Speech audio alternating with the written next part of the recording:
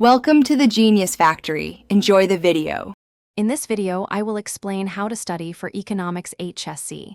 Start by mapping the syllabus into weekly blocks and assign clear goals for each block. Use a study calendar and block out focused sessions of 50 minutes with 10-minute breaks. Aim to cover theory, diagrams, and case studies each week. Build in regular review and practice essays to track progress. Use active techniques like summarizing and teaching to deepen understanding. Draw and label diagrams by hand, then explain them aloud in simple terms. Convert textbook paragraphs into short bullet notes and flashcards for quick recall. Practice past paper questions under timed conditions and annotate model answers. Regularly self-test with short quizzes to identify weak areas and focus revision effectively.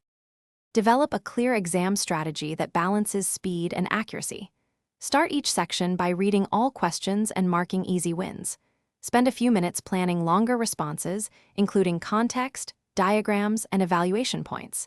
Keep answers concise and use economic terms precisely.